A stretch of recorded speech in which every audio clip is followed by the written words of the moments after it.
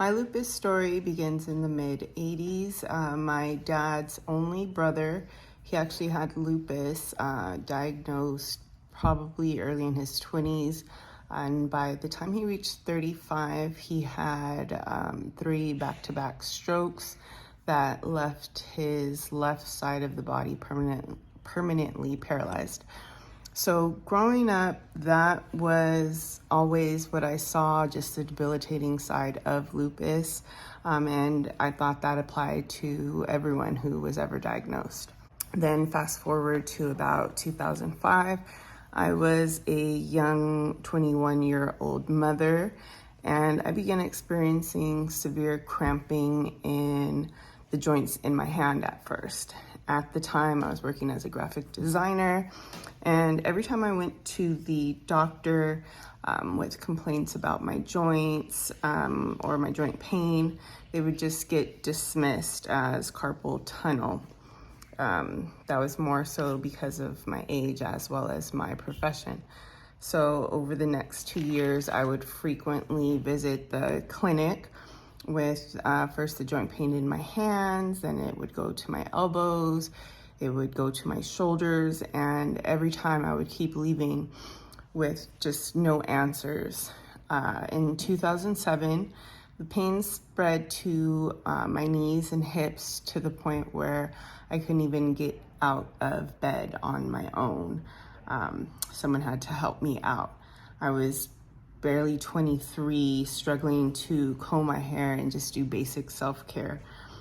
Because of my uncle's lupus struggles, my family recommended to me to request to be tested for lupus. So I went to the clinic, and in 2007 is when I finally received a diagnosis. And at that time, the doctor told me I had a rich man's disease because it was chronic and required constant maintenance. All I could think about, though, was just watching my uncles struggle with lupus, thinking I was going to also have a stroke and be paralyzed. So the doctor gave me a prescription for naproxen, and my uncle made an appointment for me to see his rheumatologist, who just gave me advice to help reduce inflammation. And over the next few years, just because I did not have insurance, and I felt like with that advice, I was able to manage my symptoms without medication or constant care of a specialist. Just finally, when I started getting more pains because of my proximity to Mexico, I would just take occasional trips to Tijuana and get some cheap medications because you do not need a prescription to do so. Then by the time I was 26, I entered into an extremely toxic and stressful relationship. Stress of that relationship was causing flare-ups that worsened each time. My ex-husband was not supportive of my lupus journey and even mocked it, making remarks that, it was going to kill me, I would be dead. And my family was understanding of my lupus journey just because of what my uncle was going through, but because I wasn't having seizures and I wasn't as visibly sick as he was, it wasn't taken as serious as it should have been. So in 2013, fast forward, I ended up marrying my children's father, and my symptoms were worsening. So after the birth of my third son, I left my marriage, and the stress was causing rashes, getting blisters on my face, and my face would swell up. I experienced alopecia. My hair was falling out. I had bald spots, thinning, just severe pain daily that would land me in the emergency room. And I was actually visiting the ER frequently, And finally, a social worker helped me get Medi-Cal insurance. So with the full coverage, I began seeing a rheumatologist regularly. I was taking proper medications, and the medical team that I was seeing, they were very open with trying new medicines, trying new procedures, trying anything to help me get out of my flare-ups. My lupus readings, the ANA, they were off the chart, that they couldn't even give me an exact number. They would just say it's exceeded the number. So I was started on Cytoxin chemo infusions in about 2016, and I did about 2 rounds of that, so it was 6 total infusions.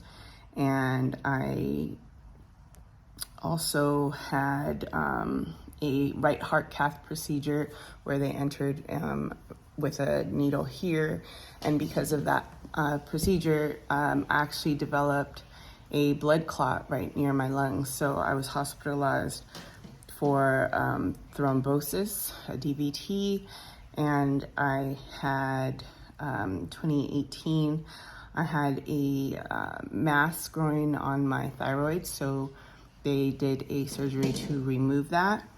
I am constantly being watched for blood clots. I just maybe a year ago got off of blood thinners after 3 years of being on them. And right now, I feel like because of all of the efforts of that medical team, that my lupus right now is in a stable place. After seeing all of my struggles, I feel like my family was or became more supportive of my journey.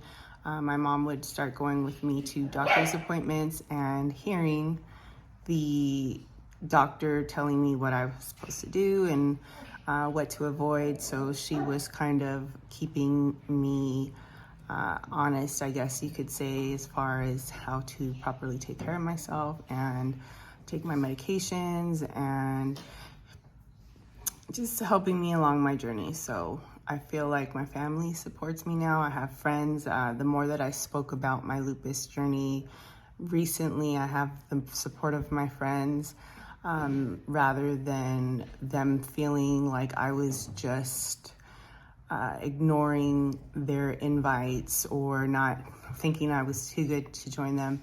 They understand that when I decline an invite, it's because I am trying to look out for my health. I also have a supportive partner now who, the first time we had a conversation, I told him I had lupus, just to be upfront, and the next conversation was him mentioning that he actually looked it up and researched it. So just the fact that someone was willing to do that makes me appreciate their presence in my life now. I feel like lupus, all the struggles that I went through took me to a dark place where I, even for a time, felt suicidal, like my life did not matter. And it was just a constant, like, why even bother? But now, the more that I've spoken about it and spoken about my troubles and speak about lupus and find out that that actually encourages others, I feel like it's taking me out of dealing with depression and more so feeling a sense of empowerment. Like, talking about it has given me my power back over lupus. So I feel like at this current time, I could say I am dealing okay with my lupus journey. And if anybody ever comes to me and says, they feel like they might have an autoimmune disease, I like to tell them to speak up for themselves. Even though they are doctors, it is okay to question them. It is okay to get a second opinion. Sometimes you will know, like, this is not right. And if you feel like you're being dismissed at doctor's appointments, that maybe you should find another doctor, or maybe you should go for a second opinion.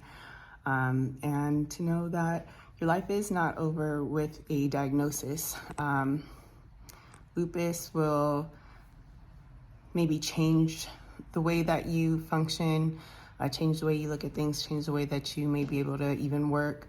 But so long as you keep true to who you were intended to be, who God intended you to be, everything will be okay. So this is my weekly medication. I take a range of my lupus meds, my blood pressure, and antidepressant. And if I would like to function properly, I better take them all every day. So it's disgusting, but it's what I got to do. And I also do once a week, I do a self-injection of Benlysta. And that's the little click right there.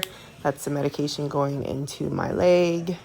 And this helps me with my lupus flare-ups. It's been doing great. My numbers are down.